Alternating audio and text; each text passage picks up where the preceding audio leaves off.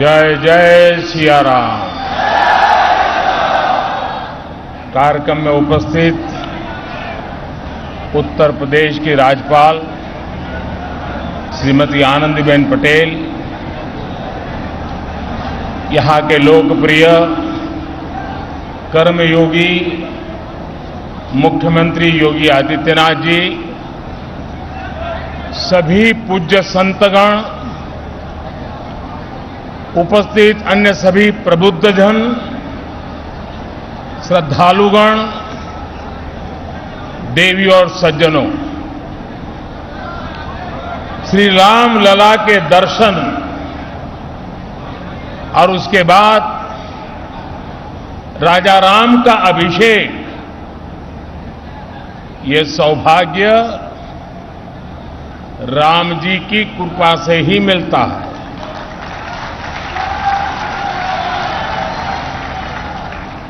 जब श्री राम का अभिषेक होता है तो हमारे भीतर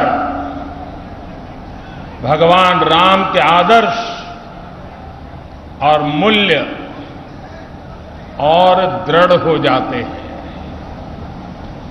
राम के अभिषेक के साथ ही उनका दिखाया पथ और प्रदीप्त हो उठता है।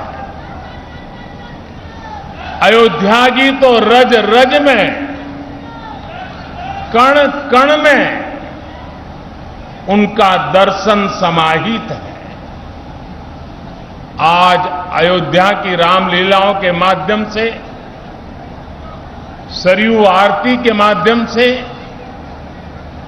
दीपोत्सव के माध्यम से और रामायण पर शोध और अनुसंधान के माध्यम से ये दर्शन पूरे विश्व में प्रसारित हो रहा है। मुझे खुशी है कि अयोध्या के लोग, पूरे उत्तर प्रदेश और देश के लोग इस प्रवाह का हिस्सा बन रहे हैं। देश में जन कल्याण की धारा को गति दे रहे हैं। मैं इस अवसर पर आपको, देशवासियों को और विश्व भर में फैले हुए राम भक्तों को भी हार्दिक बधाई देता हूं। मैं प्रभु श्री राम की पावन जन्मभूमि से सभी देशवासियों को आज छोटी दीपावली के पर्व पर कल के दीपावली की भी हार्दिक शुभकामनाएं देता हूं। साथियों, इस बार दीपावली एक ऐसे समय में आई है जब हमने कुछ समय पहले ही आजादी के 75 वर्ष पूरे किए हैं। हम आजादी का अमृत महोत्सव मना रहे हैं। आजादी के इस अमृत काल में भगवान राम जैसी संकल्प शक्ति देश को नई ऊंचाई पर ले जाएगी।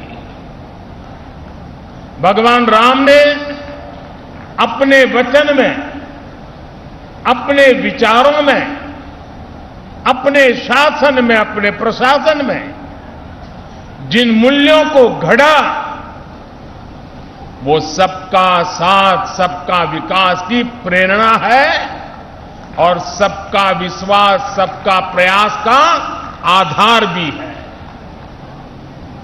अगले 25 वर्षों में विकसित भारत की आकांक्षा लिए आगे बढ़ रहे हम हिंदुस्तानियों के लिए श्री राम के आदर्श उस प्रकाश स्तंभ की तरह हैं जो हमें कठिन से कठिन लक्ष्यों को हासिल करने का हौसला देंगे।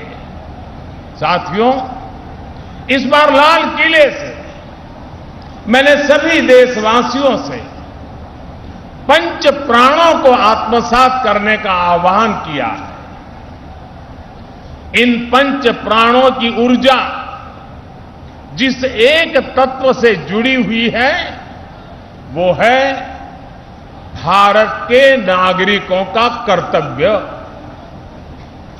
आज अयोध्या नगरी में दीपोत्सव के इस पावन अवसर पर हमें अपने इस संकल्प को दोहराना है, श्री राम से जितना सीख सके सीखना है। भगवान राम मर्यादा पुरुषोत्तम कहे जाते हैं। मर्यादा मान रखना भी सिखाती है और मान देना भी सिखाती है। और मर्यादा जिस बोध की आग्रही होती है वो बोध कर्तव्य ही है। हमारे धर्म ग्रंथों में कहा गया है, रामो विग्रहवान धर्मः, अर्थात राम साक्षात धर्म के यानी कर्तव्य के सजीव स्वरूप है। भगवान राम जब जिस भूमिका में रहे उन्होंने कर्तव्यों पर सबसे ज्यादा बल दिया। वो जब राजकुमार थे तो ऋषियों की, उनके आश्रमों और गुरुकुलों की सुरक्षा का कर्तव्य निभाया। राज्याभिषेक के समय श्री राम ने एक आज्ञाकारी बेटे का कर्तव्य निभाया। उन्होंने पिता और परिवार के वचनों को प्राथमिकता देते हुए राज्य के त्याग को, वन जाने को अपना कर्तव्य समझ करके स्वीकार किया। वो वन में होते हैं तो वनवासियों को गले लगाते हैं, आश्रमों में जाते हैं तो मां सबरी का आशीर्वाद लेते हैं।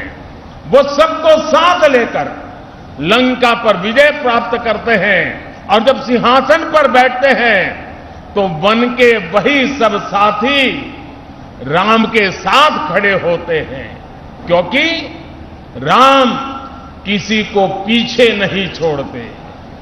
राम कर्तव्य भावना से मुख नहीं मोड़ते। इसलिए राम भारत की उस भावना के प्रतीक है जो मानती है कि हमारे अधिकार हमारे कर्तव्यों से स्वयं सिद्ध हो जाते हैं। इसलिए हमें कर्तव्यों के प्रति समर्पित होने की जरूरत है। और संयोग देखिए, हमारे संविधान की जिस मूल प्रति पर भगवान राम, मां सीता और लक्ष्मण जी का चित्र अंकित है, संविधान का वो पृष्ठ भी मौलिक अधिकारों की बात करता है। यानी एक और हमारे संविधान अधिकारों की गारंटी, तो साथ ही प्रभु राम के रूप में कर्तव्यों का शाश्वत सांस्कृतिक बोध। इसलिए हम जितना कर्तव्यों के संकल्प को मजबूत करेंगे, राम जैसे राज्य की संकल्पना उतनी ही साकार होती जाएगी। साथियों, आजादी के अमृत काल में देश ने अपनी विरासत पर गर्व और गुलामी की मानसिकता से मुक्ति का आह्वान किया है। ये प्रेरणा भी हमें प्रभु राम से मिलती है। उन्होंने कहा था, जननी जन्मभूमिश्च स्वर्गादपि गरीयसी, यानी वो स्वर्णमयी लंका के सामने भी हीन भावना में नहीं आए, बल्कि उन्होंने कहा कि मां और मातृभूमि स्वर्ग से भी बढ़कर के है। इसी आत्मविश्वास के साथ जब वो अयोध्या में लौट कर आते हैं, तब अयोध्या के बारे में कहा जाता है, नवग्रह निखर अनिक बनाई, जनु धे अमरावती आई, यानी अयोध्या की तुलना स्वर्ग से की गई है। इसलिए भाइयों और बहनों, जब राष्ट्र निर्माण का संकल्प होता है, नागरिकों में देश के लिए सेवा भाव होता है, तो भी और तभी राष्ट्र विकास की असीम ऊंचाइयों को छूता है। एक समय था जब राम के बारे में, हमारी संस्कृति और सभ्यता के बारे में बात करने तक से बचा जाता था। इसी देश में राम के अस्तित्व पर प्रश्न चिन्ह लगाए जाते थे। उसका परिणाम क्या हुआ? हमारे धार्मिक सांस्कृतिक स्थान और नगर पीछे छूटते चले गए। हम यही अयोध्या के रामघाट पर आते थे तो दुर्दशा देखकर मन दुखी हो जाता था। काशी की तंगहाली, वो गंदगी और वो गलियां परेशान कर देती थी। जिन स्थानों को हम अपनी पहचान का, अपने अस्तित्व का प्रतीक मानते थे, जब वही बदहाल थे तो देश के उत्थान का मनोबल अपने आप टूट जाता था। साथियों, बीते 8 वर्षों में देश ने हिंद भावना की इन बेड़ियों को तोड़ा है। हमने भारत के तीर्थों के विकास की एक समग्र सोच को सामने रखा है। हमने राम मंदिर और काशी विश्वनाथ धाम से लेकर केदारनाथ और महाकाल महालोक तक घनघोर उपेक्षा के शिकार हमारी आस्था के स्थानों के गौरव को पुनर्जीवित किया है।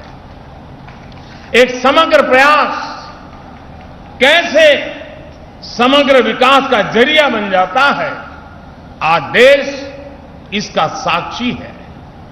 आज अयोध्या के विकास के लिए हजारों करोड़ रुपए की नई योजनाएं शुरू की गई है। सड़कों का विकास हो रहा है, चौराहों और घाटों का सौंदर्यीकरण हो रहा है, नए इंफ्रास्ट्रक्चर बन रहे हैं, यानी अयोध्या का विकास नए आयाम छू रहा है। अयोध्या रेलवे स्टेशन के साथ साथ वर्ल्ड क्लास एयरपोर्ट का निर्माण भी किया जाएगा, यानी कनेक्टिविटी और अंतर्राष्ट्रीय पर्यटन का लाभ इस पूरे क्षेत्र को मिलेगा। अयोध्या के विकास के साथ साथ रामायण सर्किट के विकास पर भी काम चल रहा है, यानी अयोध्या से जो विकास अभियान शुरू हुआ उसका विस्तार आसपास के पूरे क्षेत्र में होगा।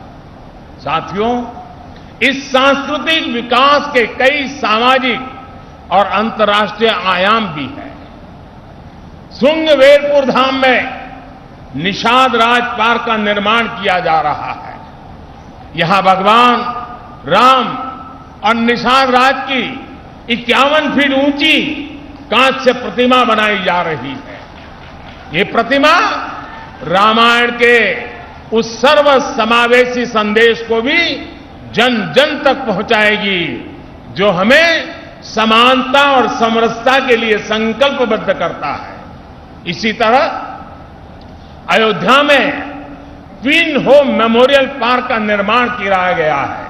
ये पार्क भारत और दक्षिण कोरिया अंतर्राष्ट्रीय संबंधों को प्रगाढ़ बनाने के लिए दोनों देशों के सांस्कृतिक रिश्तों को मजबूत करने का एक माध्यम बनेगा। आप कल्पना कर सकते हैं इस विकास से, पर्यटन की इतनी संभावनाओं से युवाओं के लिए रोजगार के कितने अवसर पैदा होंगे। सरकार ने जो रामायण एक्सप्रेस ट्रेन चलाई है वो स्पिरिचुअल टूरिज्म की दिशा में एक बेहतरीन शुरुआत है। आज देश में 4 धाम प्रोजेक्ट हो, बुद्ध सर्किट हो या प्रसाद योजना के तहत चल रहे विकास कार्य हो, हमारा यह सांस्कृतिक उत्कर्ष नए भारत के समग्र उत्थान का श्री गणेश है। साथियों, आज अयोध्या नगरी से मेरा पूरे देश के लोगों के लिए एक प्रार्थना भी है, एक नम्र निवेदन भी है। अयोध्या भारत की महान सांस्कृतिक विरासत का प्रतिबिंब है। राम अयोध्या के राजकुमार थे, लेकिन आराध्य वो पूरे देश के हैं। उनकी प्रेरणा, उनकी तपस्या, उनका दिखाया मार्ग हर देशवासी के लिए है। भगवान राम के आदर्शों पर चलना हम सभी भारतीयों का कर्तव्य है। उनके आदर्शों को हमें निरंतर जीना है, जीवन में उतारना है और इस आदर्श पथ पर चलते हुए अयोध्या वासियों पर दोहरा दायित्व है। आपकी डबल रिस्पॉन्सिबिलिटी है मेरे अयोध्या के भाइयों बहनों। वो दिन दूर नहीं जब विश्व भर से यहां आने वालों की संख्या अनेक गुना बढ़ जाएगी। जहां कण कण में राम व्याप्त हो, वहां का जन जन कैसा हो, वहां के लोगों का मन कैसा हो, ये भी उतना ही अहम है। जैसे राम जी ने सबको अपनापन दिया, वैसे ही अयोध्या वासियों को यहां आने वाले प्रत्येक व्यक्ति का स्वागत अपनत्व से करना है। अयोध्या की पहचान कर्तव्य नगरी के तौर पर भी बननी चाहिए। अयोध्या सबसे स्वच्छ नगरी हो, यहां के रास्ते चौड़े हो, सुंदरता अप्रतिम हो, इसके लिए योगी जी और उनकी सरकार दीर्घ दृष्टि के साथ अनेक प्रकल्पों को आगे बढ़ा रही है, प्रयास कर रही है। लेकिन इस प्रयास में अयोध्या के लोगों का साथ और बढ़ जाएगा तो अयोध्या जी की दिव्यता भी और निखर जाएगी। मैं चाहूंगा कि जब भी नागरिक मर्यादा की बात हो, नागरिक अनुशासन की बात हो, अयोध्या के लोगों का नाम सबसे आगे आए।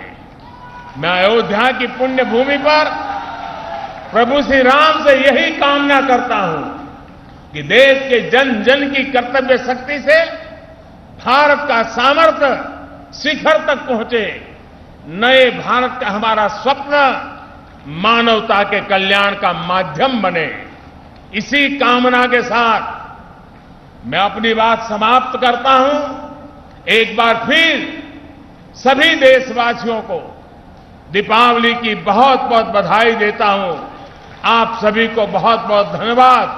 बोलो सियावर रामचंद्र की, सियावर रामचंद्र की, सियावर रामचंद्र की। धन्यवाद जी। धन्यवाद माननीय प्रधानमंत्री महोदय, आपका बहुत बहुत धन्यवाद। दीपोत्सव के अवसर पर आप यहां पर पधारे और इसके पश्चात माननीय